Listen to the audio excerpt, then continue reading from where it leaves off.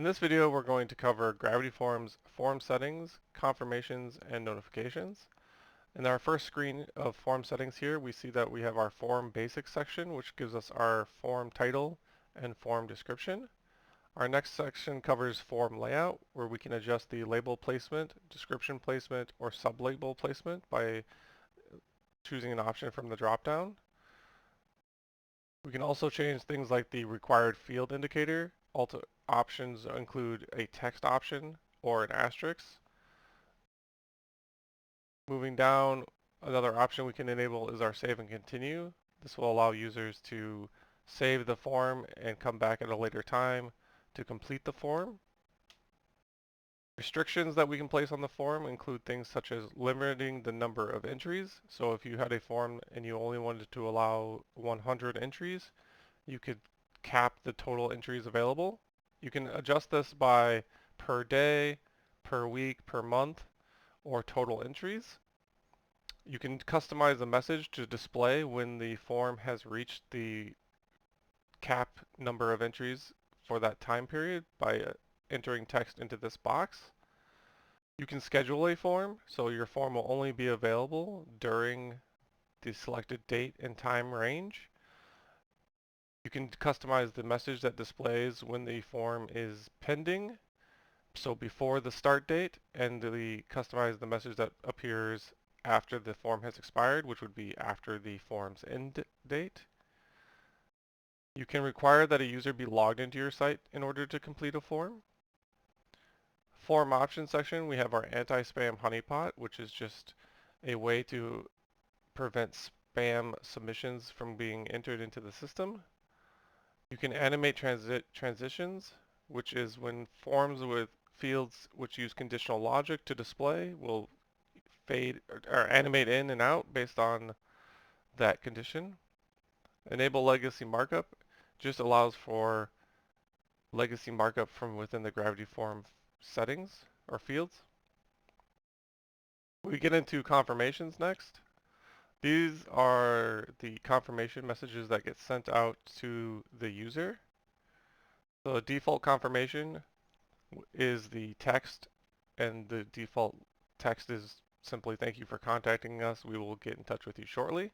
You can customize this message to display whatever you'd like when the user finishes completing the form.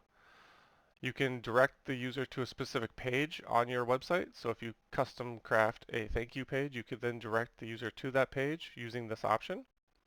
Or you could redirect them to an external URL, such as a third-party website or something along those lines, and you would select redirect and put the URL into this field. For notifications, these are the emails that are sent to the site owner when a form has been submitted. By default, there is an admin notification. We want to go in, you can update the name to this. You can send it to an email address. The default send to email address is the website's admin email. You want to make sure to update this to something relevant to your company or to the person within your organization who should receive these form notifications. The from name should be something along the lines of uh, contact us website form, for example, or something that describes where this form submission is coming from, so that way the recipient knows where this data is originating from. The from email address should always be a no reply at yourdomain.com. This helps with email delivery and prevents email notifications from ending up in spam or junk folders. The reply to address should basically be the same as the from address. The subject line, the default subject line of new submission from form title will automatically include the form title from the settings page. But in addition, we recommend that you also put in something like your domain of your website or just your website name as a best practice. So that way, when the email shows up in your inbox, you automatically can recognize it as a submission from your website.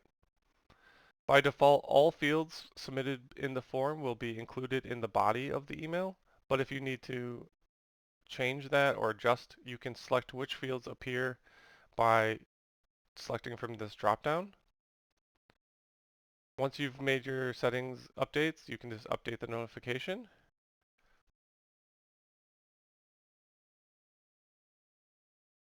If you fail to fill in a required field, it will give you a prompt. So we'll update that.